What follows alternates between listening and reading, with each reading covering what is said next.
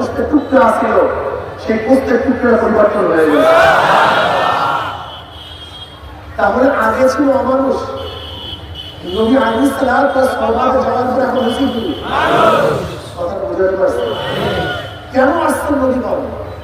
মানুষ শুধু অমানুষদেরকে মানুষ বানাবার জন্য, যাদের কোনো দাম ছিল না মানুষের, এই মানুষগুলিকে প্রাণী বানাবার জন্য নবী রাসূলগণ দুনিয়াতে আসছেন।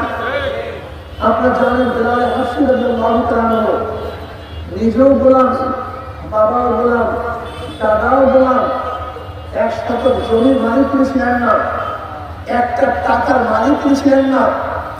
আরবের গোলামদের অবস্থা কি যে খারাপ ছিল যা চিন্তা করতে পারবেন না।